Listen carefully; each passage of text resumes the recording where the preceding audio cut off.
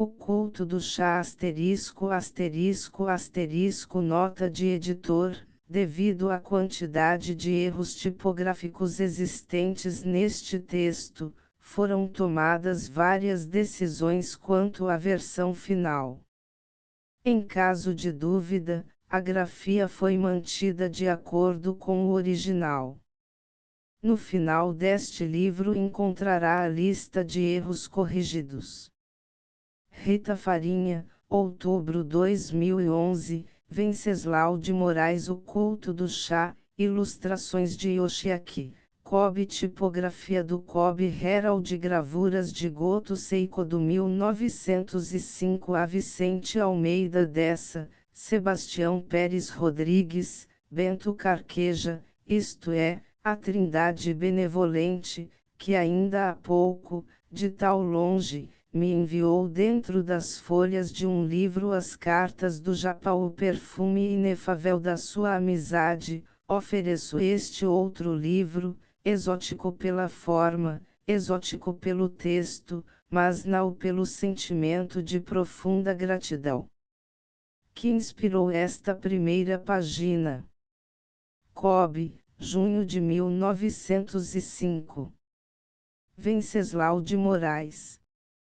Fala-se do Japão, nem, francamente, devera presumir-se que eu ia referir-me a um país qualquer accidental, onde a nossa raça branca floresce.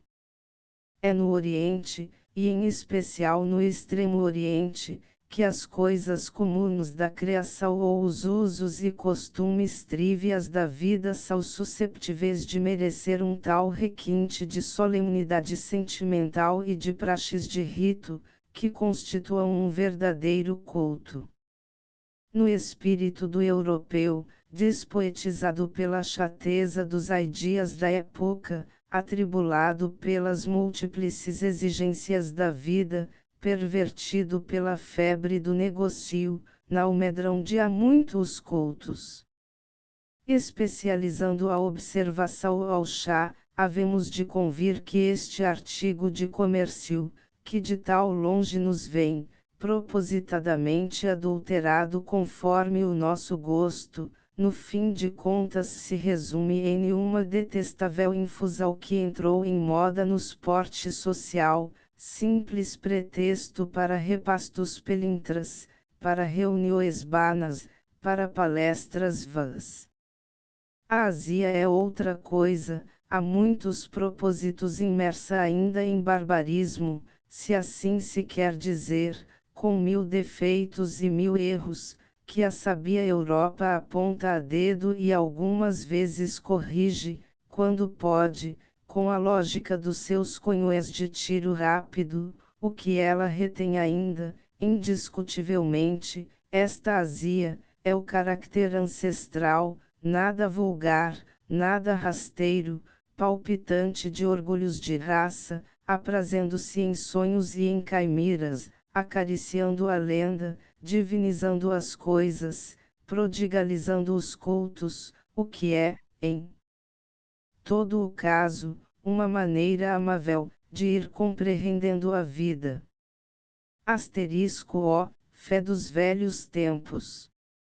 Ó, santos patriarchas de tal vários países e tal diferentes seitas, tenazes campeões, que fostes incutindo-nos simples a crença, a esperança, o amor bliussamos consoladores das duras misérias deste mundo como eu vos amo, a todos.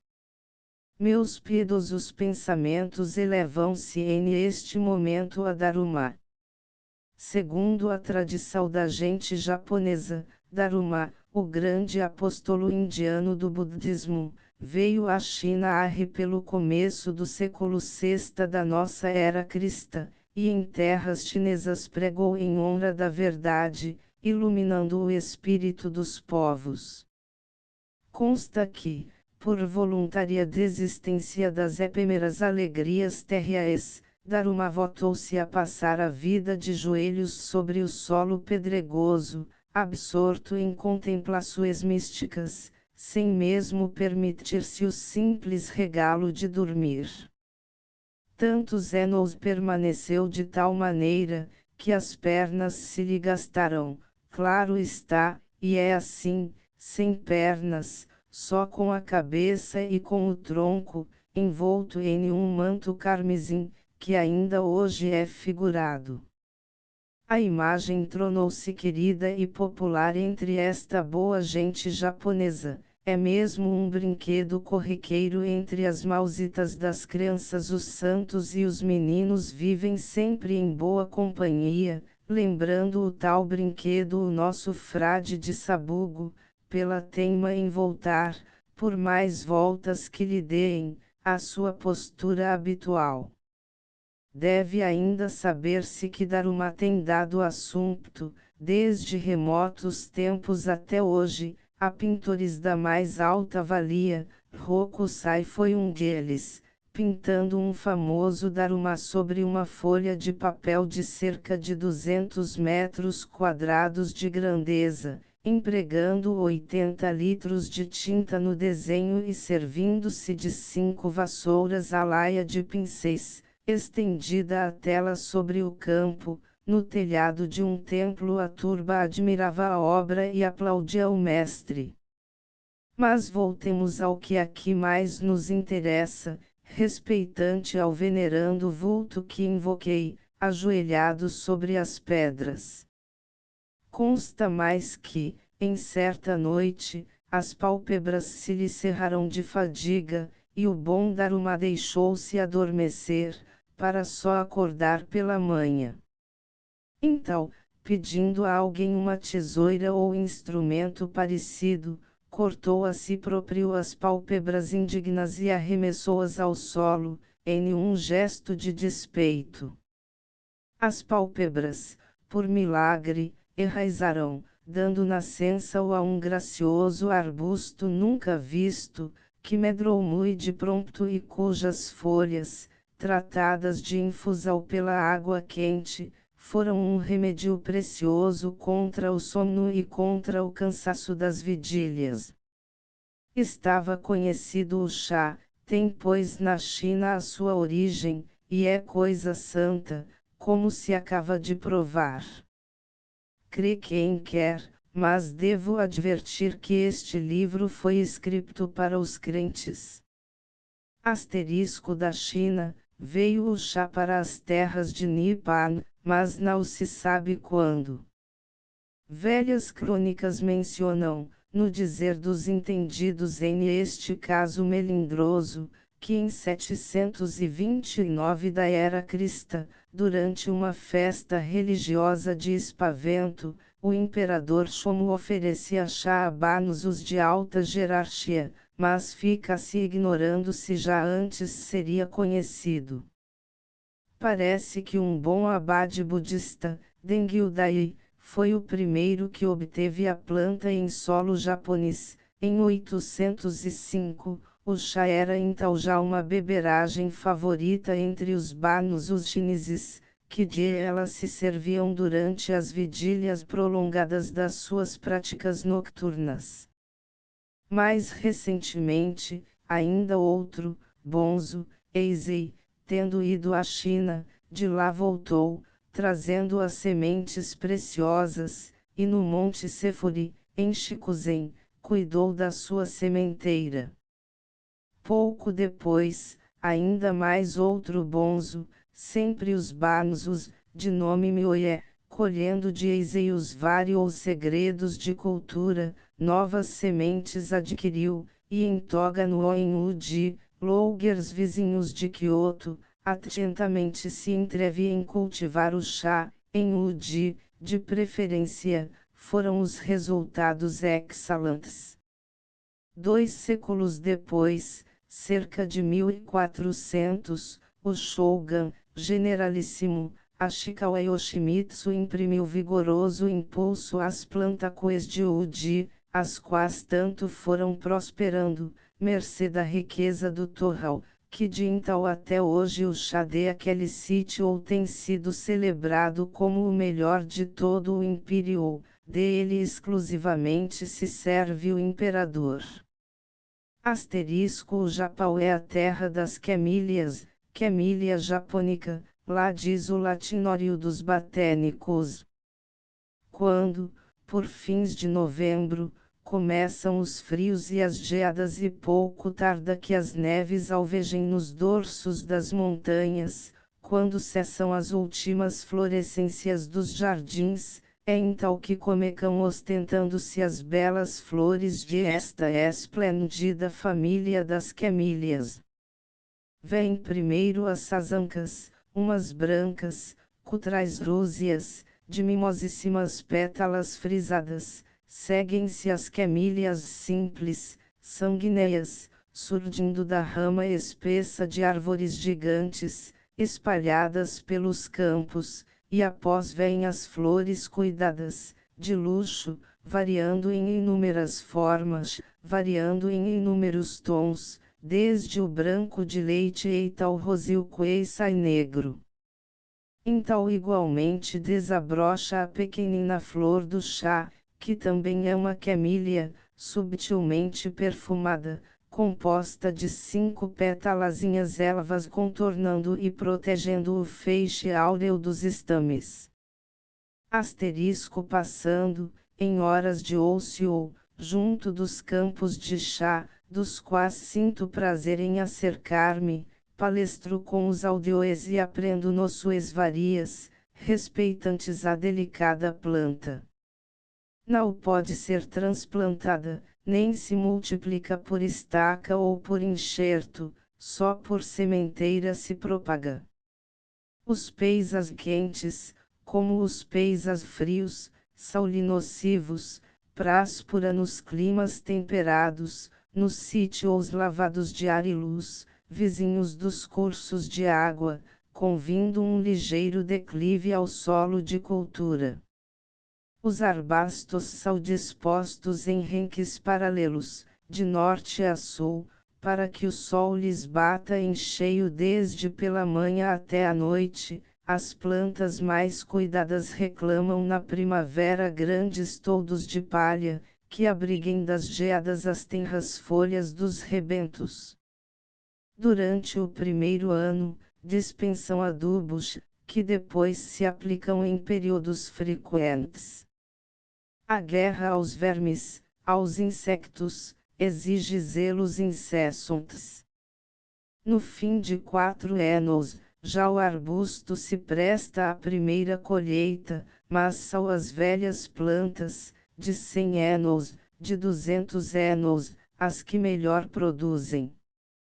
Asterisco quem quise tomar conhecimento com a planta de chá, nas melhores condições de prosperidade e em mais belas guelas de aspecto pitoresco, tem de ir até Uji, distante 15 milhas de Kyoto, escolhendo de preferência um dos primeiros dias de maio, quando os rebentos novos começam vicejando, o que marca o início da faina da colheita. Faina e festa, a povoação inteira acorda da sua modorra provinciana, desperta em esperanças, em júbilos, em atividades incansáveis, para votar-se aos cuidados da preciosa folha, deverá presumir-se, em bom critério, que a quadra remoçante da primavera em flores, com aromas nas briças e quenturas criadoras, constitui também um forte estímulo para a alegria repentina que se pinta nos rostos de toda aquela gente. O quadro é deveras aprazível. Após uma banal estação de linha férrea, estende-se a cidadezinha garrida, com as suas vielas muito limpas e a fila de lojinhas abarrotadas de varia mercancia. Depois segue-se o rio, de éguas límpidas e frescas, rico de tradições de glória, galga-se a ponte em arco, entra-se no bairro das Cheias, dos Rotais, em tal quadra povoados de fregueses galhofeiros e de gentes mulheres, as guias, que cantam ou dedilham no inseparável shamisen, e vêm depois os campos, vastos campos de chá sucederem-se pelo horizonte fora, cuidados como jardins, em longos alinhamentos de arbustos, copados, arredondados, lembrando enormes manjericos, de delicada rama de um verde escuro bronzeado, no azul distante, alguns famosos templos confusamente se recortam. As moças de Udi estriam camonas novos para o caso, arregaçando as mangas com fitas escarlates, amarram em turbante em volta dos cabelos toalhas de cor azul e branca, e assim, esbeltas, graciosíssimas, em lençóis de 10, de 12 companheiras, dirigem-se ao trabalho. É então um encanto para os olhos ir a gente surpreendê-las no afã do seu mister, dispersas pelas campinas fora, como borboletas, indo de um ramo a outro ramo, de um arbusto a outro arbusto, por vezes ocultando-se entre o verde mais denso da folhagem. Os dedos rozios, miudinhos, a escorrerem de orvalho e multiplicando-se em gestos delicados, vão colhendo os rebentos tenros do chá e atirando-os a grandes ceiras dispostas pelo chão, as bacas vão sorrindo, patenteando as enfiadas ervas dos dentinhos, os olhos esbraseam em juvenis amores inconfessados, as vozes unem-se às vozes, em ritmos comoventes de velhas canções loucas, quando nasce o sol radioso por cima de aquele oiteiro, todas as éguas do rio parecem mesmo um braseiro. Em estas éguas do rio Deus de tal milagrosas que são, lavam-se todos os males de que sofre o coração. No campo, as raparigas. Nas casas, os homens, as velhas, as crianças. Será rara a família que não tenha interesses na labuta, as grandes fábricas constituem exceção, como em todas as primitivas indústrias japonesas, em cada albergue se improvisa uma manufactura, modesta, familiar, onde todos trabalham, risonhos, palestrando. O chá é escolhido, escaldado, posto a secar, grelhado em fornos, enroladas as folhas ou reduzido pó, depois empacotado, guardado em latas, em caixas, em boiôs, um melindroso amanho que requer mãos incansáveis, dedos prestimosos, cuidados inauditos, segredos de processo, meticulosidades devotas que espantam os profanos, nas quais colabora a gente toda valida de aqueles arredores. Asterisco tal é a indústria graciosa e tal é o chá que os japoneses bebem. Vede agora como a civilização ocidental contrasta com os usos destes asiáticos. Tem os japoneses, para lá do Pacífico, um grande consumidor do seu produto, é o iaque. Tanto mimo e tanto esmero na apanha da folha e preparações que se sucedem não bastariam para o chá que os americanos vão beber. Vem de Udi e de outros pontos, tal como os japoneses o preparam, para as firmas estrangeiras de Kobe e de Yokohama, é então submetido a novas operações, ao sabor do fino paladar de Nova York e de Chicago.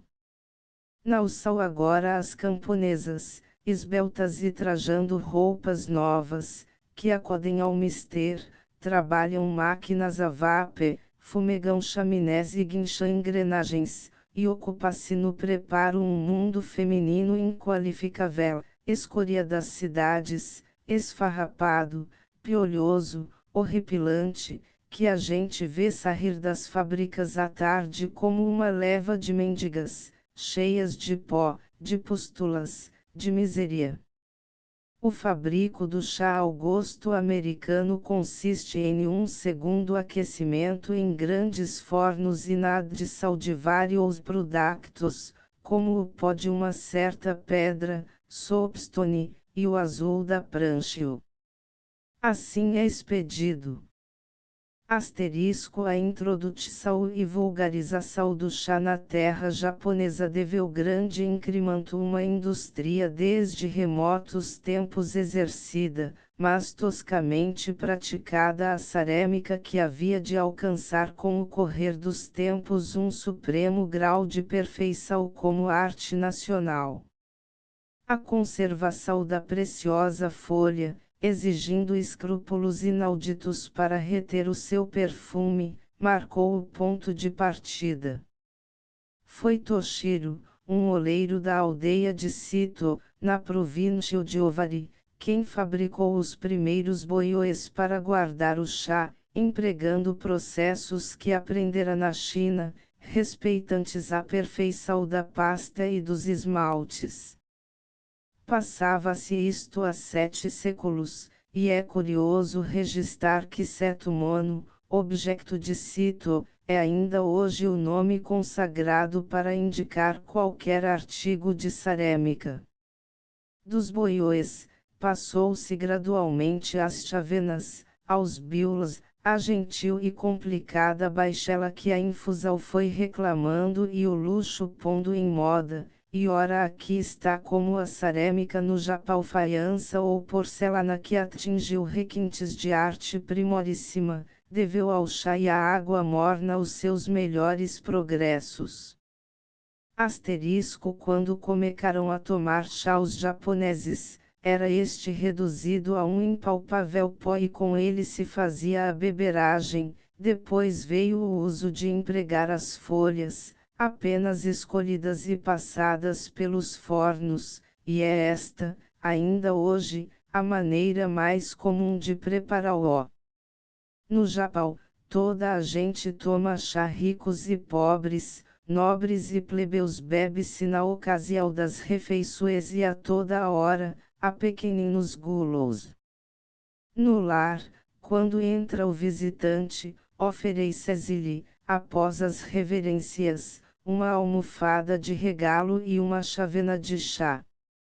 O mercador, quando quer se amável com o freguês, serve-lhe antes de tudo uma chávena de chá, palestra, fala da chuva e do bom tempo, só mais tarde se trata do negócio.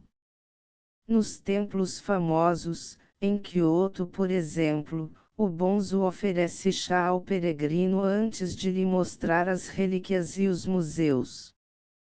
Pelos caminhos mais agrestes, que vão serpeando pelas colinas arriba, arânsticos pois os espaçados aqui e acolá, onde o caminheiro descansa alguns minutos, bebe uma chávena de chá, troca um sorriso, deixando em retorno um cobre sobre a esteira.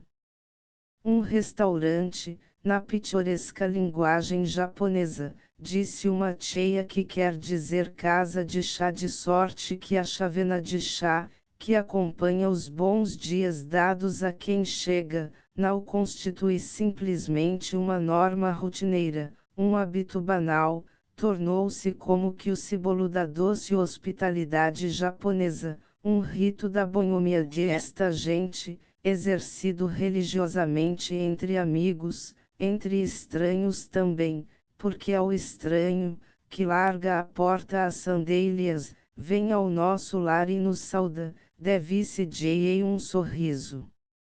E a sua parte de conforto. Na casa, nua de móveis, por em mimosa de asseios requintados, figura sempre o braseiro sobre a esteira, e nas brasas vai fervilhando a chaleira de ferro cheia de água, o bom, uma bandeja, está cerca, contendo o bule, as 5 chavenas, 5, porque, talvez por serem 5 os dedos em cada mãozinha japonesa, os 5 pires de madeira ou de metal, o cofre de estanho contendo o chá em folhas e ainda o pequenino recipiente em porcelana chamado yuzamashi, cuja ordinária serventia vai muito em breve conhecer-se.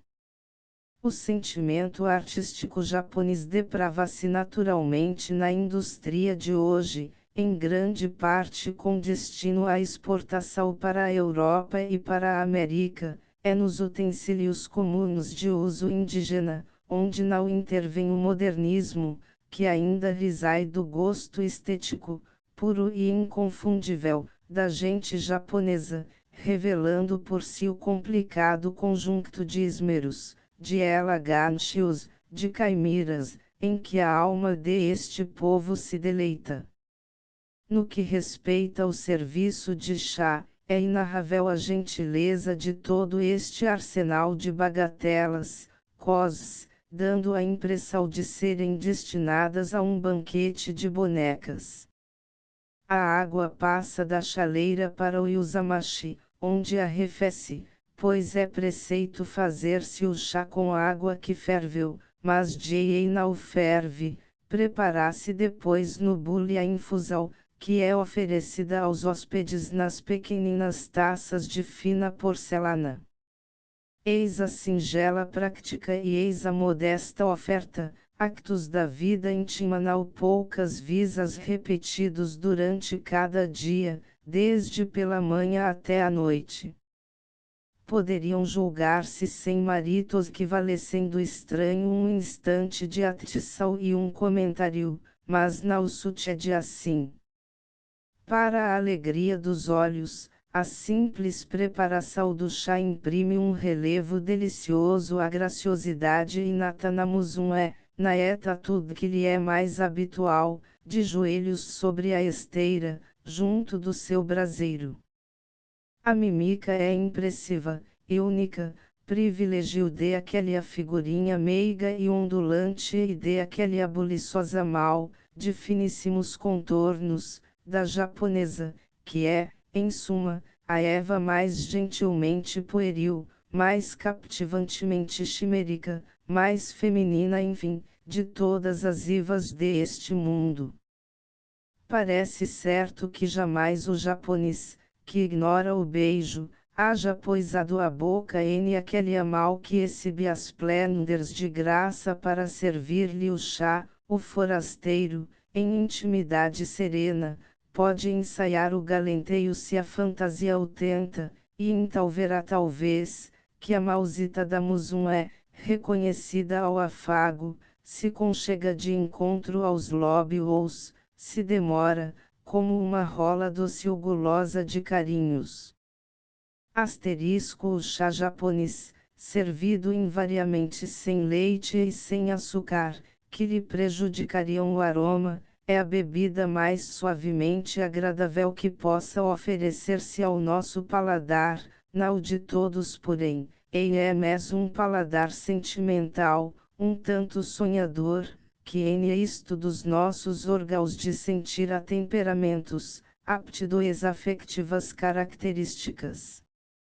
O Gyokuro, por exemplo, que é o mais celebrado chá de Uji e de todo o Japão, instila subtilezas balsâmicas de sabor, que mais parece um perfume.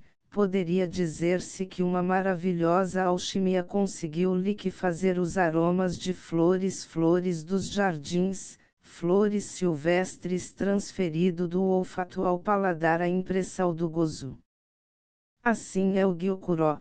Claro está que as palavras não podem traduzir senão por comparação às emoções sentidas, e esta, a do agradou-se deliciosíssimo que nos fica nos lábios, persistindo, como na memória persiste uma reminiscência, uma saudade, é incomparável. O chá japonês tem a virtude de mitigar a sede. Assim se explica o hábito dos japoneses não beberem água, mesmo na força dos kellars, em pleno agosto, a chávena de chá, saboreada a goles, lhes dá pleno consolo. Aponta-se-lhe mais outros condóis, excita ligeiramente o organismo, combate o cansaço das vigílias, predispõe ao bem-estar, infiltra no cérebro não sei que subtil embriaguez, lúcida todavia, que nos torna mais afectivos às sensações de agrado e mais aptas às elaborações do pensamento. A maneira de preparar a infusão do chá em pó e a arte de servi-lo constituem a tal famosa cerimônia chamada do chá no Yu. Foi assim que o uso do chá se introduziu no Japão, como uma prática litúrgica dos frades budistas da seita de Danzo, exercida no propósito de prolongar as místicas vigílias preceituadas, servia ao mesmo tempo de pretexto para reuniões íntimas, que eram, imagina-se, um aprazível desenfado à proverbial monotonia do convento, sendo um meio eficaz de estreitar laços de estima, pelas confidências segredadas, pelos sorrisos beatíficos que se cruzavam, enquanto que a única taça ia passando, de mal em mal, de boca em boca, fraternalmente, até a esvaziar. Mais tarde adoptou-se entre o povo o uso das folhas, mas o chá no Yu persistiu nas bonzarias, propagando-se também nos costumes profanos, em tal com um exuberante luxo de aparato, que muito apaixonou a alta nobreza. Pelos dias que correm, ainda está em moda, sem distinção de classes, é um hábito gentil que ficou dos velhos tempos e a que todos podem entregar-se, tido em valia pela delicadeza estética do cinério e ainda não despido do prestígio ortodoxo que lhe vem da remota tradição. O chá do Yu, se pode definir-se, é a arte de preparar a infusão do chá em pó, com esses escrúpulos de limpeza, com esses requintes de elegância de que só é capaz o japonês, sendo a bebida oferecida a alguns amigos de eleição, adrede reunidos em um recinto disposto para a paz do pensamento e para o agrado dos sentidos.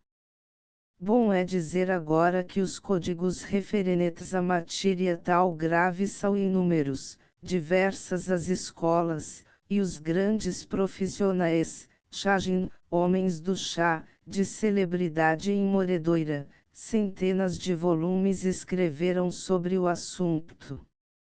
Tudo foi regulamentado e comporta um preceito, que não é lícito esquecer. Num tempos áureos do chá no Yu, o pavilhão que recebia os hóspedes era construído em um jardim e obedecia a uma arquitetura inconfundível. No seu arranjo interno, para a cor das paredes, para a disposição de luz, para o número das esteiras, para a jarra com flores ou com um ramo de árvore, havia praxes a seguir. O kakemono, quadro suspenso da parede, devia representar uma paisagem que fosse impressionar a pupila com carinho, ou antes uma simples sentença escrita por um pincel de mestre caligráfico, pois nada comove tanto a aguda sensibilidade de esta gente como os seus caracteres de estranha construção, cada um equivalendo já a uma síntese de ideias e predispondo, pela sentida contemplação, ora por uma desenvoltura de traço, ora por uma ondulação de curva ao vago discorrer da alma sonhadora. O plano do jardim submetia-se a regras determinadas, pelas quais o engenho indígena se revelava em graças prodigiosas, aqui pelos contornos do lago e pelas pontezinhas que o cruzavam, eilam pela escolha dos arbustos e das pedras, na intenção ingênua e amorosa de impor à vista a ilusão de uma paisagem rústica, reduzida a proporções cosas. Mais do que isto, a alma das coisas, o que de inexplicável e de subtil parece emanar de um conjunto qualquer onde os olhos se pôs em tranquilidade das sombras, arrogância de um tronco, ternura das relvas, devia ressaltar sugestivamente do jardinzinho japonês, imprimir-lhe um caráter, uma filosofia, acordando na mentalidade dos visitantes um sentimento de paz, de triunfo, de saudade. Claro está que as flores de luxo, como as rosas, como as camílias, como as peônias, eram excluídas, por impróprias da intenção de quadro agreste dada à China. Era de estilo a monumental lanterna, tal como se encontra nos templos, de pedra, tanto mais valiosa quanto mais esverdeada e roída de vetustos musgos, e espalhando pela noite vagas claridades coadas pelas suas frestazinhas cobertas de papel, os japoneses deleitam-se em contemplar, após uma nevada, as amplas quilpialas em umbela de estas lanternas de templos e de jardins, receptáculos onde a neve poisa e se demora, em fofos velo de formas extravagantes, de deslumbrante alvura. Um outro acessório se encontrava, cerca do pavilhão, o pedaço de rocha bruta com uma pequena cavidade cheia de água, onde os hóspedes iam lavar as mãos antes de entrarem, como em purificação litúrgica. Até a linguagem empregada entre os convivas obedecia a regras de pragmática, os assuntos de religião ou de política eram banidos, a prece devia modelar-se em um agradável discorrer, sem ferir melindres de ninguém. A cortesia impunha-se, preceituava-se que o hóspede proferisse palavras de louvor pelo que via alfaias de serviço, arranjo do aposento, horizontes em volta mas sem insistência em demasia, que poderia parecer pouco sincera ou pelo menos importuna.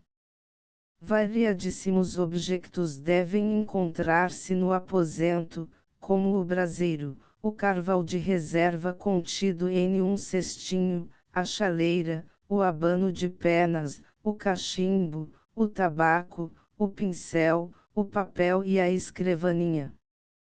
Os artigos destinados particularmente ao chá, muitas vezes contidos em um estojo especial, são os seguintes: a boceta com perfumes, que antes de tudo se lançam sobre as brasas e embalsamam o ambiente, a jarra com a água fria e a competente colher feita de um pedaço de bambu, o chá em pó NAM cofrezinho de charal e a colherinha adjunta, 2 taças, de barro ou de porcelana, uma usada no verão, de cor clara, e outra escura, usada no inverno, um curioso utensílio feito de finas lascas de bambu, reunidas em feixe, com que se agita na chávena a mistura do chá em pó com a água morna, finalmente a tigela onde se lavam e o pedaço de seda de finíssimo tecido, com que se enxugam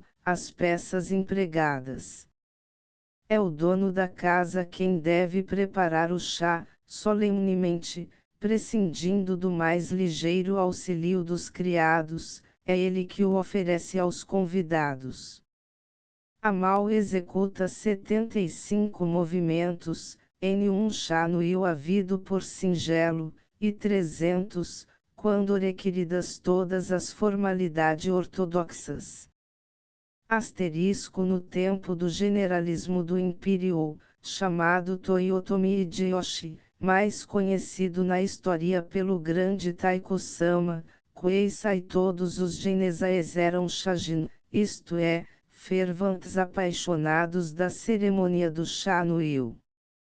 Em 1585, o próprio Taiko-sama organizou um chá no io colossal nas vizinhanças de Kyoto, ainda hoje memorado como festa de inigualável esplendor. Uma extensão de 15 km² era ocupada por inúmeros quiosques, aonde os dinaras preparavam o chá, todos, nobreza e plebe, os ricos e os mendigos, um enxame humano, tinham entrada, e Hideyoshi visitou todos os poisos e por suas próprias mãos preparou chá, que ofereceu aos chefes favoritos. Relembrando o passado, justamente em um período de efervescências guerreiras culminantes no Japão. Talvez pareça estranho, talvez pareça cômico, que esses rudes heróis de tal grandes façanhas, os indomáveis veteranos das guerras na China e na Coreia, despissem armaduras, tirassem os 2 sabres da cintura, para virem votar horas chiméricas a aquecer a água sobre brasas e a preparar o chá. Mas o contraste, por si, explica o facto, era precisamente essa dura existência de batalhas e de lances sangrentos, de inclemências de vida nômada, de longo cogitar em estratagemas e em argúcias, que impunha aos homens dirigentes a doce trégua do chá no Rio. O convívio com os partidários e os amigos, o desfilas do povo alegre e reverente, a verde paisagem de repouso, a solenidade hipnótica dos gestos, tudo contribuía para oferecer um curto aprazimento àquele agente, que assim ia apagando da memória os amargores sofridos, estreitando simpatias, retemperando forças para as próximas lutas. O chá no Rio atingiu depois, durante a longa paz da dinastia shogunal dos Tokugawa, uma época de exageros faustosos, de dissipações paradoxais. Escolhiam-se as baixelas de entre objetos muito antigos e firmados por um nome de fabricante prestigioso, e por isso raríssimos, preciosíssimos, e estava então em moda oferecê-los, no momento das ruidosas despedidas, às belas companheiras do festim, que haviam com as suas guitarras, com as suas canções, com as suas graças profissionais, enfeitiçando os hóspedes. Sorveram-se fortunas em este abismo. É de então que se conta que um amador empregou em um chá no Rio utensílios no valor de 38.000 ienes, o que passa de 4.000 libras esterlinas, um outro adquiria por 30.000 ienes um só boial de chá. Há cerca de 3 ou 4 anos, em um leilão de Tóquio, um japonês comprou por 3.000 ienes uma chávena de chá no Rio. Prova isto que ainda há devotos chajin presentemente. Com efeito, se o luxo sem limites que caracterizou o chá no Rio dos bons tempos feudais desapareceu para sempre com a mudança de régimen e com a mudança de costumes, continuou todavia esta elegante prática merecendo uma alta estima. Hoje, os 2 sexos a ela se dedicam, e pode afirmar-se que faz parte da boa educação de uma menina, exigindo uns 6 ou 7 anos a sua aprendizagem. As gays também se instruem em tal culto, as celebras danças primaveras da cidade de Kyoto, conhecidas pela denominação de Miyakodori, são sempre precedidas do chá no Rio, em que é oficiante uma das mais gentil gays do lugar, e a multidão acode, com devota diligência, a saborear o perfumado chá. Não me peçam agora, a mim, profano na matéria e viajeiro fatigado de tal múltiples impressões que tenho vindo colhendo por este mundo fora, uma opinião pessoal sobre o chá no Rio. Estive uma vez, é certo, com 2 ou 3 amigos, em uma das cheias de mais fama da cidade de Kobe, Itamagiko, o malmiquer precioso, era a esplêndida sacerdotisa da cerimônia. A impressão que dê aquela noite guardo é indefinida, fugidia, como de um vago sonho que tivesse. Ficaram-me reminiscências indecisas do luxo sombrio e harmonioso e do asseio extremo das coisas impregnadas de exotismo onde pousou o meu olhar. Na meia luz do plácido aposento, amplo e silencioso como um templo, contornava-se, distante, um vulto de mulher, de joelhos, envolta em seidas magníficas. As Atchincoes fixavam-se especialmente, como que por atração hipnática, nas suas mãos finíssimas, alvejando no espaço como se fossem de marfim, tomando de estranhos utensílios, preparando não sei que filtro de magia, poisando em mímicas hieráticas, quais mãos de mística oficiante de uma religião desconhecida.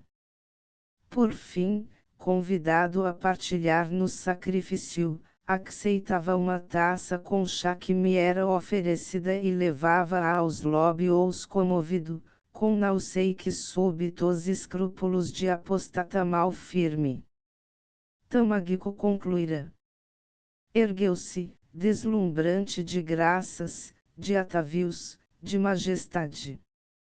O seu rostinho meigo iluminava-se em tal da exaltação beatífica que lhe eletrizava o espírito, dirigiu sobre nós a ardência negra dos seus olhos, saudou-nos reverente, não porque uma ínfima cortesia sequer lhe merecêssemos pobres ocidentais ignaros, mas em estricta obediência aos preceitos rituais, e desapareceu da China. Asterisco a propósito de estas divagações respeitantes ao chá e ao seu culto, vem-me agora ao pensamento e ainda me compunge um dramático episódio da existência íntima japonesa, que contado me foi há cerca de 3 anos. Vou tentar descrevê-lo. Era no fim de maio. Eu achava-me em Kobe. Meu amigo japonês, Shajin apaixonado, partira para Uji, onde devia assistir a umas costumadas reuniões voltadas ao chá no Rio, em casa de um parente, cuja filha, a gentilíssima Olana, era exímia na arte. Entre nós ficara combinado que eu iria encontrá-lo, passadas 3 semanas, em Nara, a cujos velhos monumentos queríamos votar horas de estudo. Haviam decorrido apenas uns 3 dias, quando do tal sujeito recebi um bilhete, pouco mais ou menos em estes termos: pode seguir para Nara, onde me encontrará. Falhou o chá no Rio. Olana suicidou-se. Pesava sobre ela uma desdita igual à pobre Ishi da lenda. Ora, eu conhecia Olana, e a lenda, que por signal constituía o tema de uma notável peça de teatro, não me era de todo estranha. Asterisco, vamos por partes. A lenda é como segue. Não sei há quantos séculos e nem sei em que lugar, nem importa saber-o, havia em certa rua 2 estabelecimentos de negócio, dos que se chamam yaoya em língua do pez, onde se vendem variadas provisões, frutos, legumes, hortaliças, ovos, peixe e muitas coisas mais defrontavam um com o outro. Em um, habitava certo casal com uma filha única, Oishi, em outro, um outro casal com um só filho, Kishisa. Quis a mofina sorte que se enamorassem um do outro. Mofina sorte. Sim, embora, à primeira vista, não seja o caso concebível, quando se saiba que ambos eram jovens, gentes e animados de doces enternecimentos amorosos. Eu me explico todavia. Os velhos códigos nipônicos, ainda hoje respeitados, impõem aos filhos o preceito de herdarem o apelido de seus pais. O filho mais velho herda mais o encargo de chefe de família, com a administração dos bens e a superintendência no culto piedoso devido aos parentes falecidos. É por este processo que as genealogias não oferecem mistérios e as famílias se eternizam, conservando religiosamente o mesmo apelido durante séculos sem conto, cessando apenas no caso excepcional de todos os descendentes acabarem, consanguíneos ou não, pois é de uso corrente chamar ao lar, por adopção, filhos alheios. O filho único pode certamente casar, e a esposa recebe o apelido do marido. A filha única pode igualmente casar e então o esposo recebe o apelido da mulher. Está-se agora percebendo como para Oishi e Kishisa o problema se complicava em demasia, por serem ambos filhos únicos. Um meio só se apresentava, o de uma das famílias adoptar um filho estranho, sobre quem recaíssem os encargos de uma suposta primogenitude. Mas o alvitre era coisa impraticável, por aqueles tempos feudais que iam correndo, dependendo da sanção suprema do daimyo, que a negaria, por ser o caso novo, sem já contar com o orgulho revoltado dos pais da noiva, ou dos pais do noivo, da família enfim que, para evitar de ser extinta, tivesse de investir um filho alheio nos deveres que competem ao legítimo. É certo que as duas famílias se opuseram com toda a veemência a tais amores, e a casa se transformou para Oishi em duro encerro e a estima dos seus em agressões contínuas. Foi então que a pobre Musume, captiva em uma alcova, desesperada, louca de amores, meditou em pôr fogo ao seu lar de tormentos, na crença de que as chamas lhe trariam a liberdade e o ensejo de reunir-se àquele a quem votara todo o seu afecto.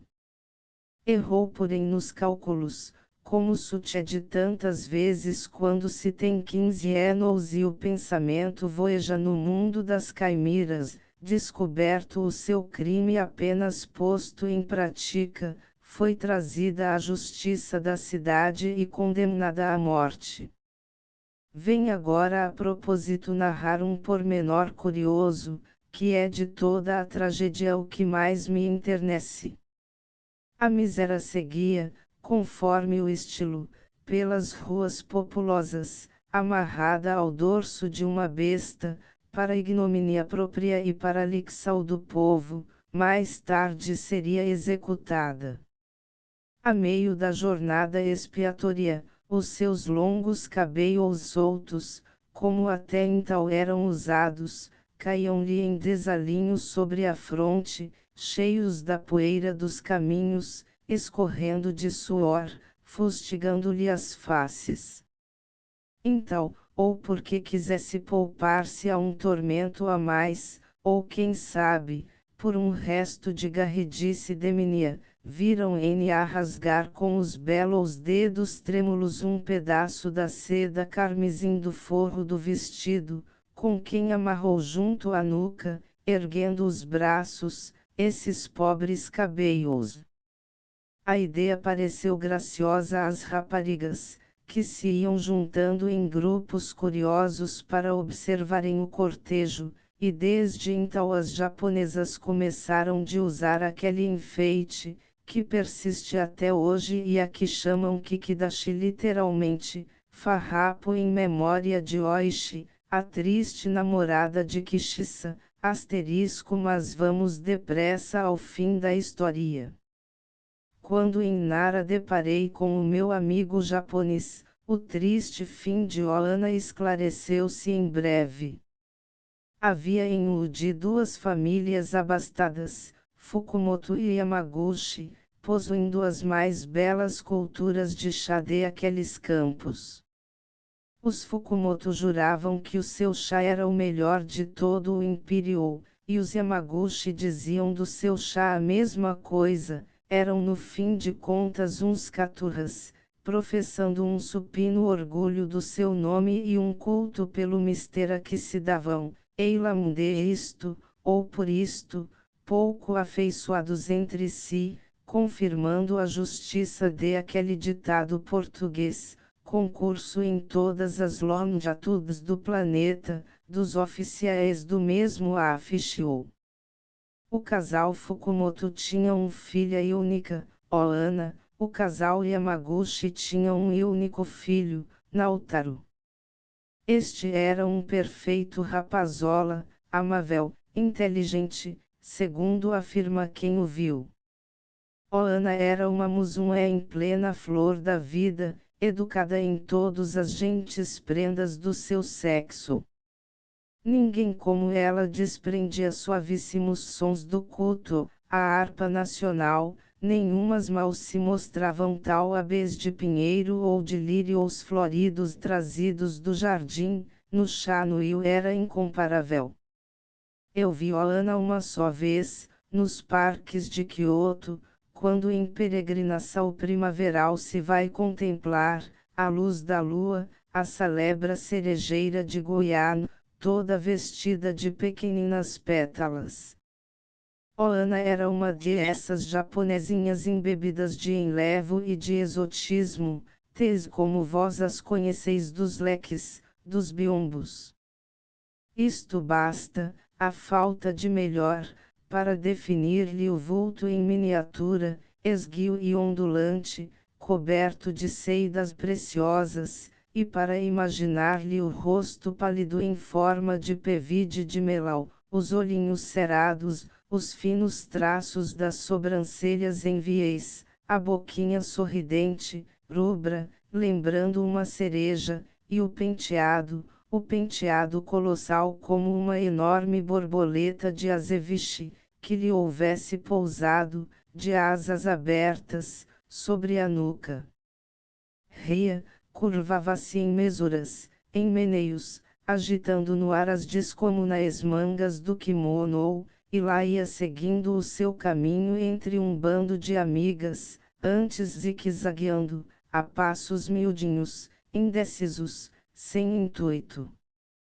E eu ia pensando que ela estava, em carne e osso, a companheira deliciosíssima, anjo de graças e fada de sorrisos, para quem pudesse oferecer-lhe japonês claramente uma casinha de papel em extremos de limpeza, com 2 esteiras sobre o chão, um bule com chá, um prato com confeitos, uma jarra com ramos vicejantes, e à frente o jardinzinho bambus tufados, azaleas em flor, pedras musgosas, o pequeno lago, onde peixes vermelhos nadassem pachorrentos e rascoachassem em noites estivais, Ana e Nautaro amaram-se. Não se sabe por quê. Porque eram ambos jovens, vizinhos, conhecidos, e em circunstâncias semelhantes a juventude atrai a juventude. Quando esta inclinação foi conhecida, as 2 famílias irromperam em dissimulados azedumes. O casamento era impossível. Se a adoção de um filho alheio podia resolver em teoria o problema, quem vinha sujeitar-se ao sacrifício? Os Yamaguchi. Os Fukumoto. Mas nem uns nem outros, com os diabos. Os nomes das 2 famílias, procedentes de uma linhagem tal remota que em vão se tentaria investigar-lhes a origem, gozavam em todo o império de um prestígio inconfundível, conquistado durante anos sem conto pela probidade mercantil dos seus negócios, pela excelência do chá da sua lavra, pela nobre clientela nos castelos, podendo apenas pôr-se em dúvida, se o chá dos Yamaguchi preferival ao chá dos Fukumoto. Ora mercê de um capricho de estouvados investir, por uma adopção do acaso, um estranho na posse de tal nome, e ungiu-o dos nobres encargos que competem a um futuro chefe de família Fukumoto ou Yamaguchi nem por brincadeira se propunha. Que Oana e Nautaro se casassem, entendia-se, era esse mesmo o seu dever, de perpetuar pela prole os nomes dos avós, mas confiassem no bom tacto dos pais, que saberiam escolher-lhes noivos do seu agrado e em condições de não virem perturbar a paz das famílias e ferir o amor das tradições. Muito bem. Quando os dois namorados se convenceram da impossibilidade de viverem um para o outro, tiveram certa noite uma furtiva entrevista à beira do Ujigawa, a pitoresca ribeira, que então serpeava em grande cheia de éguas, resultado das últimas chuvas copiosas. Deram-se as mãos, parece, sorriam-se um para o outro, não se sabe o que segredaram entre si, porque ninguém está ele para os ouvir. Quando, ao romper do dia, as moças de Udi seguiam para a apanha do chá, em frente aos galhofeiros, quedaram-se de repente junto ao rio, cheias do espanto, de pavor, vendo a boiar dois corpos detidos na maranha dos jacos, rígidos, lívidos, mortos, porém sorrindo ainda e dando-se ainda as mãos. Asterisco N estas éguas do rio Deuge, tal milagrosas que são, lavam-se todos os males de que sofre o coração. Lista de erros corrigidos. Aqui encontram-se listados todos os erros encontrados e corrigidos. Original correção Jogo da Velha página 19 do Outros, de Outros Jogo da Velha página 23 uma norma Jogo da Velha página 24 e o Indústria, na Indústria Jogo da Velha página 24 a Modernismo, o Modernismo Jogo da Velha página 26 da Flores, de Flores Jogo da Velha página 33 Esteusal, Extensão Jogo da Velha página 33 Meus Homens Jogo da Velha página 37 Desapareceu Jogo da Velha página 38 A pele do Jogo da Velha página 39 das famílias Jogo da Velha página 39 e uma suposta Jogo da Velha. Página 45 Pela excelência Jogo da Velha página 45 Nobres encargos. End of the Project Gutenberg e-book O Culto do Chá Update de editions will replace the previous one the old editions will be renamed. Creating the works from print editions not protected by US copyright law means that no one owns the United States copyright in these works, so the foundation, and you, can copy and distribute it in the United States without permission and without paying copyright royalties. Special rules set forth in the general terms of use part of this license, apply to copying and distributing Project Gutenberg trademark electronic works to protect the Project Gutenberg trademark concept and trademark. Project Gutenberg is a registered trademark, and may not be used if you charge for an e-book, except by following the terms of the trademark license, including paying royalties for use of the Project Gutenberg trademark. If you do not charge anything for copies of this e-book, complying with the trademark license is very easy. You may use this e-book for nearly any purpose such as creation of derivative works, reports, performances and research. Project Gutenberg e-books may be modified and printed and given away. You may do practically anything in the United States with e-books not protected by US copyright law. Redistribution is subject to the trademark license, especially commercial redistribution.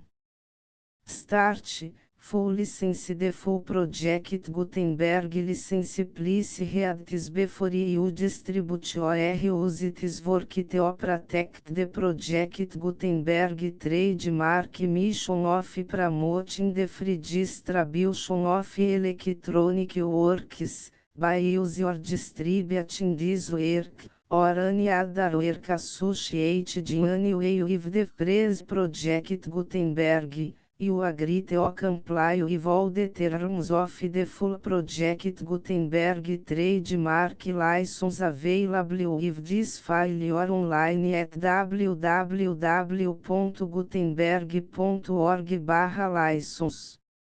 Section 1. General Terms of Use and Redistributing Project Gutenberg Trademark Electronic Works 1. By reading or use any part of this project Gutenberg Trademark Electronic Work, you indicate that you have read, understand, agree to and accept all the terms of this license and intellectual property, trademark/copyright, agreement. If you do not agree or abide by all the terms of this agreement, you must cease use and return or destroy all copies of Project Gutenberg trademark electronic works in your possession. If you paid a fee for obtaining a copy of your access to a Project Gutenberg trademark electronic work and you do not agree to be bound by the terms of this agreement, you may obtain a refund from the person or entity to whom you paid the fee set forth in paragraph 1.8. 1.b Project Gutenberg is a registered trademark. It may only be used on or associated in any way with an electronic work by people who agree to be bound by the terms of this agreement. There are a few fees that you can do with most Project Gutenberg trademark electronic works even without complying with the full terms of this agreement. See paragraph 1.c below. There are a lot of fees you can do with Project Gutenberg trademark electronic works if you follow the terms of this agreement and help preserve free future access to Project Gutenberg trademark electronic works. See paragraph 1.i below. 1c. The Project Gutenberg Literary Archive Foundation, the Foundation or PGLAF, owns a compilation copyright in the collection of Project Gutenberg trademark electronic works. Nearly all the individual works in the collection are in the public domain in the United States. If individual works are unprotected by copyright law in the United States and you are located in the United States, we do not claim a right to prevent you from copying, distributing, performing, displaying or creating derivative works based on the work as long as all references to Project Gutenberg are removed. Of course, we hope that you will support the Project Gutenberg trademark mission of promoting free access to electronic works by freely sharing Project Gutenberg trademark works in compliance with the terms of this agreement for keep the Project Gutenberg trademark name associated with the work.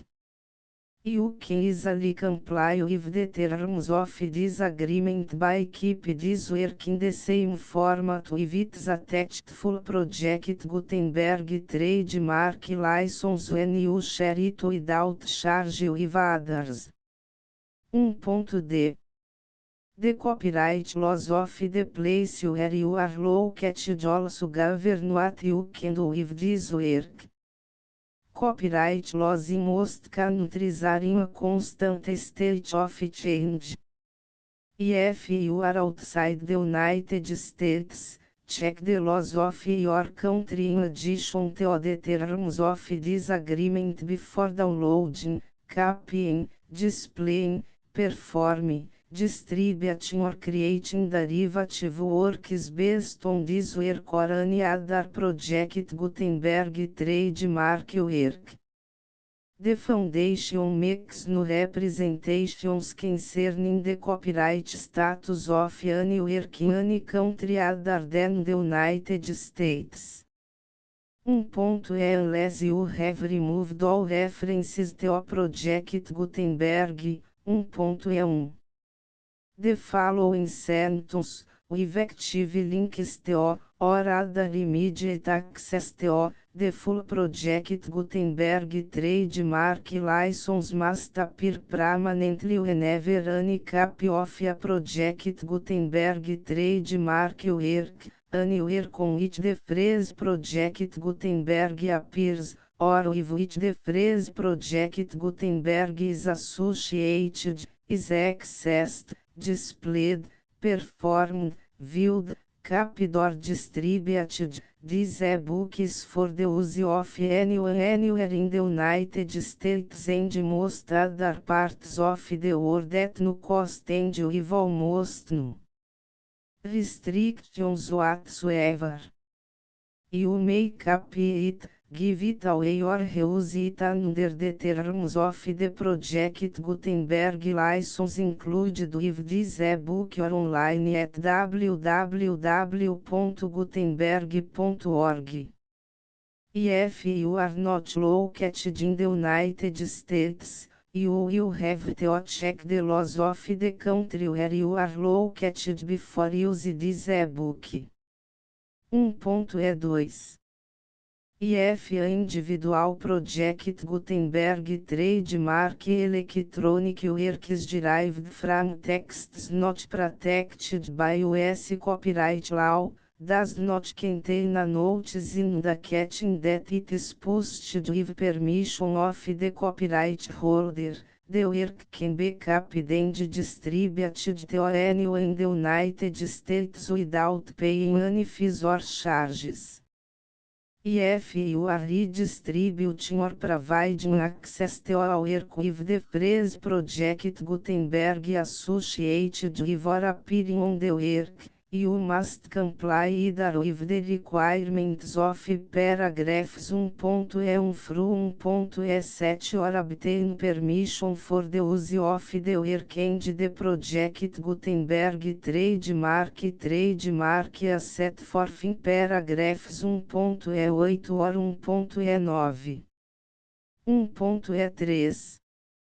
If a individual Project Gutenberg trademark electronic works posted with the permission of the copyright holder, your use and distribution must comply with both paragraphs 1.1 through 1.7 and any additional terms imposed by the copyright holder. Additional terms will be linked to the Project Gutenberg trademark license for all works posted with the permission of the copyright holder found at the beginning of this work. 1.4. Do not unrecord that or remove the full Project Gutenberg trademark license terms from this work, or any files containing a part of this work or any other work associated with Project Gutenberg trademark. 1.5. Do not copy, display, perform, distribute or redistribute this electronic work, or any part of this electronic work, without permanently displaying the sentence set forth in paragraph 1.1 with active links or immediate access to the full terms of the Project Gutenberg trademark license. 1.6. You may convert to and distribute this work in any binary, compressed, marked-up, non-proprietary proprietary-form, including any word processing or hypertext form. However, if you provide access to or distribute copies of a Project Gutenberg trademark working format other than plain vanilla ASCII or other format used in the official version posted on the official Project Gutenberg trademark website, www.gutenberg.org, fecha parênteses, you must, at no additional cost, for expense to the user, provide a copy, a means of exporting a copy, or a means of obtaining a copy upon request, of the work in its original plain vanilla ASCII or other form. Any alternate format must include the full Project Gutenberg trademark license as specified in paragraph 1.E1. 1.E7. Do not charge a fee for access to, viewing, displaying, performing, copying or distributing any Project Gutenberg trademark works unless you comply with paragraph 1.E8 or 1.E9. 1.E8. You may charge a reasonable fee for copies of your providing access to or distributing Project Gutenberg trademark electronic works provided that, item you pay a royalty fee of 20% of the gross profits you derive from the use of Project Gutenberg trademark works. Calculate use the method you already use to calculate your applicable taxes. The fees owed to the owner of the Project Gutenberg trademark, but he has agreed to donate royalties under this paragraph to the Project Gutenberg Literary Archive Foundation. Royalty payments must be paid within 60 days following each date on which you prepare, or are legally required to prepare, your periodic tax returns. Royalty payments should be clearly marked as such and sent to the Project Gutenberg Literary Archive Foundation at the address specified in Section 4, Information about donations to the Project Gutenberg Literary Archive Foundation. Item you provide a full refund of any money paid by a user who notifies you in writing, or by email, within 30 days of receipt that S/he does not agree to the terms of the full Project Gutenberg trademark license. You must require such a user to return or destroy all copies of the works possessed in a physical media and discontinue all use of and all access to other copies of Project Gutenberg trademark works. Item you provide, in accordance with paragraph 1.F3, a full refund of any money paid for a work or a replacement copy, if a defect in the electronic work is discovered and reported to you within 90 days of receipt of the work. Item you comply with all other terms of this agreement for free distribution of Project Gutenberg trademark works. 1.E9. If you wish to charge a fee or distribute a Project Gutenberg trademark electronic work or group of works on different terms than are set forth in this agreement, you must obtain permission in writing from the Project Gutenberg Literary Archive Foundation, the manager of the Project Gutenberg trademark. Contact the Foundation as set forth in Section 3 below. 1.F1.F1 Project Gutenberg Volunteers and Employees Expand Considerable Effort to Identify, do Copyright Research on, Transcribe and Proofread Works Not Protected by US Copyright Law in Creating the Project Gutenberg Trademark Collection.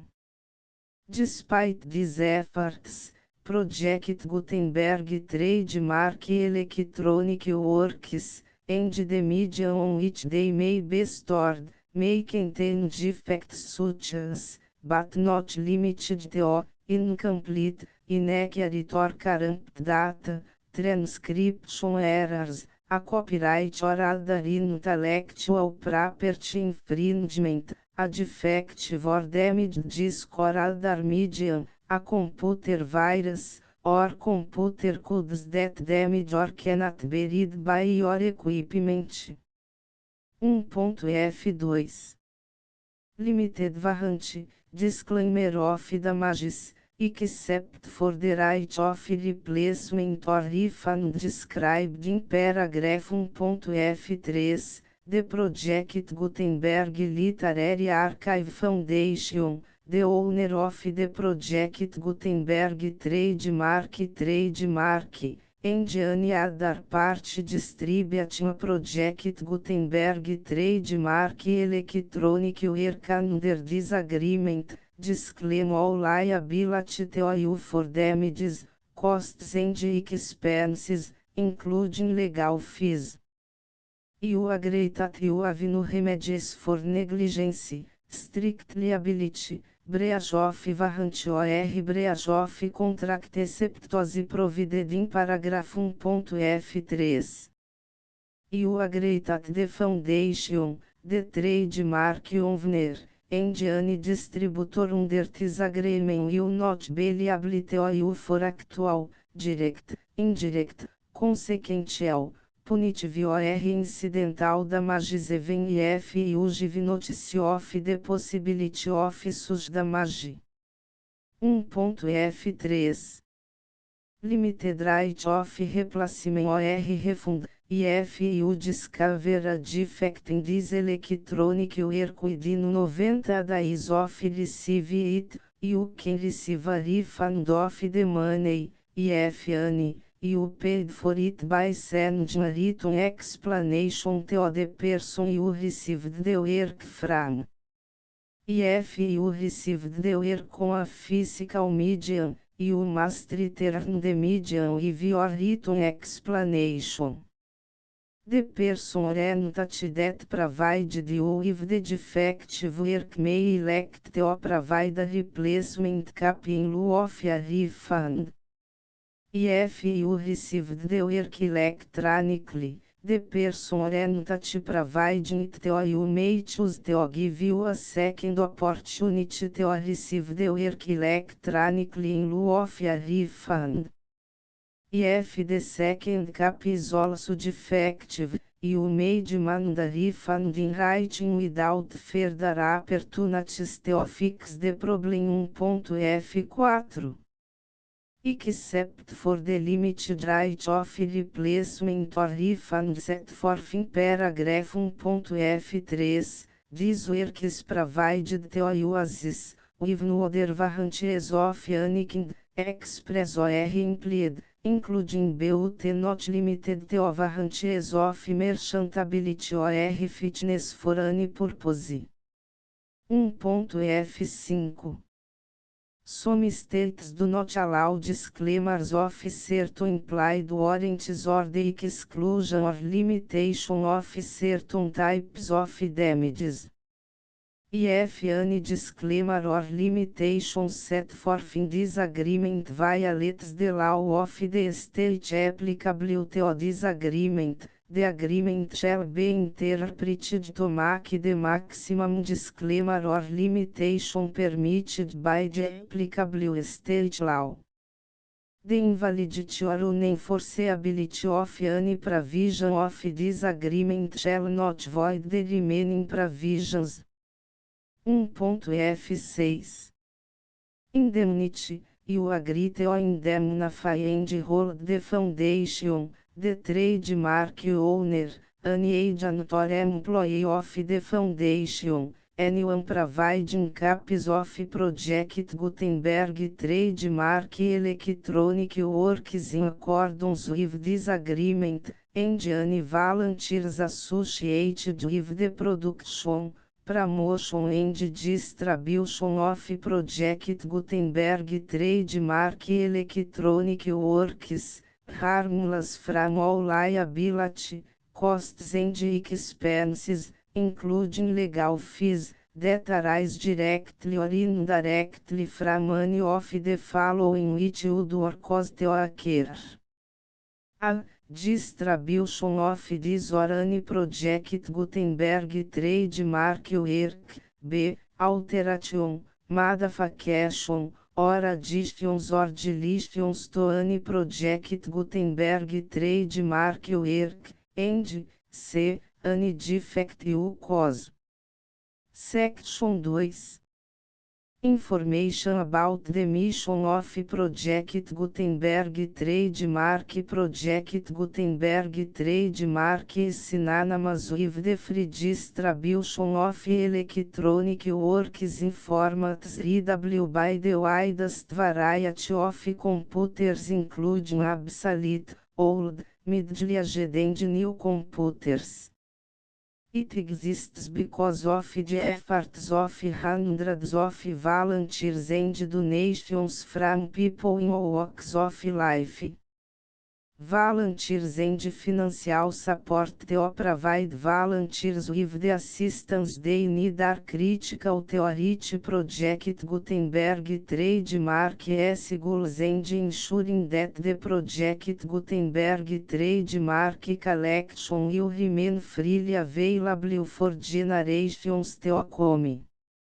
Em 2001, the Project Gutenberg Literary Archive Foundation was created to provide a secure and permanent future for Project Gutenberg trademark and future generations. To learn more about the Project Gutenberg Literary Archive Foundation and how your efforts and donations can help, see sections 3 and 4 and the Foundation information page at www.gutenberg.org. Section 3. Information about the Project Gutenberg Literary Archive Foundation. The Project Gutenberg Literary Archive Foundation is a non-profit 501(c)(3) educational corporation organized under the laws of the State of Mississippi and granted tax-exempt status by the Internal Revenue Service. The Foundation Senior Federal Tax Identification Number is 64-6221541. Contributions to the Project Gutenberg Literary Archive Foundation are tax deductible to the full extent permitted by U.S. federal laws and your state's laws. The Foundation's business office is located at 809 North 1500 West, Salt Lake City, Utah 84116, 8015961887. E-mail contact links and up-to-date contact information can be found at the Foundation's website and official page at www.gutenberg.org/contact. Section 4.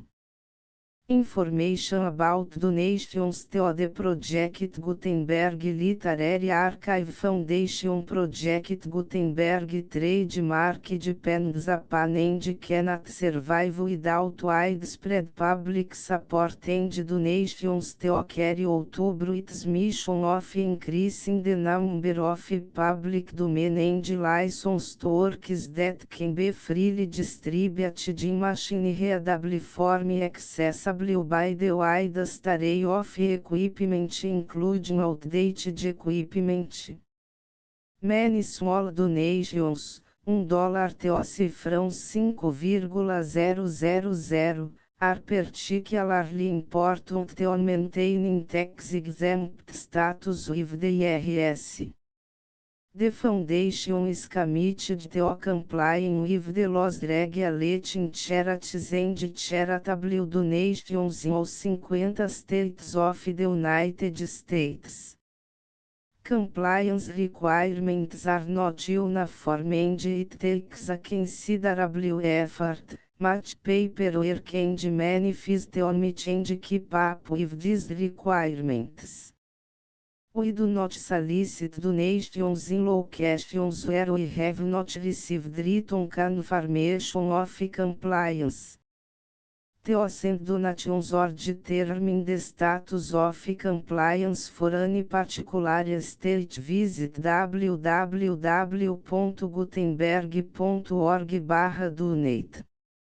While we can and do not solicit contributions from states where we have not met the solicitation requirements, we know of no prohibition against accepting unsolicited donations from donors in such states who approach us with offers to donate. International donations are gratefully accepted, but we cannot make any statements concerning tax treatment of donations received from outside the United States. US laws alone swamp our small staff.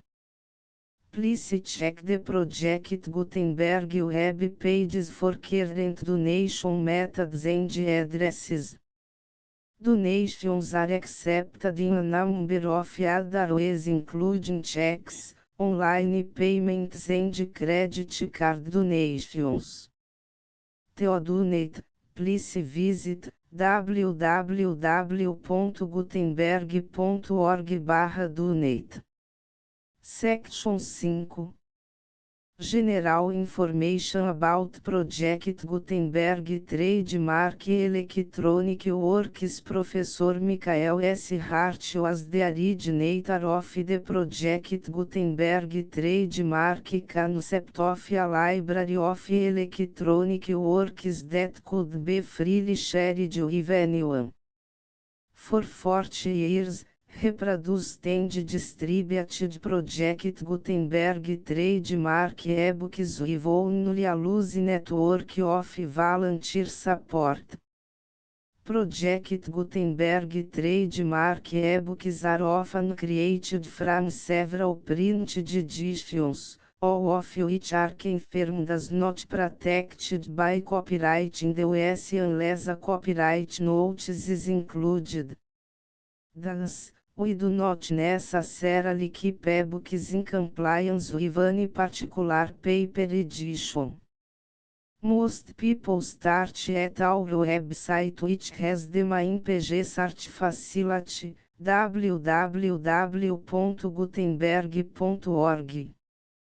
This website includes information about Project Gutenberg trademark, including how to make donations to the Project Gutenberg Literary Archive Foundation, how to help produce our new ebooks, and how to subscribe to our email newsletter to hear about new ebooks. Venceslau de Moraes, O Culto do Chá, ilustrações de Yoshiaki. Kobe, tipografia do Kobe Herald, gravuras de Goto Seiko do 1905, lista de erros corrigidos. Default Project Gutenberg License.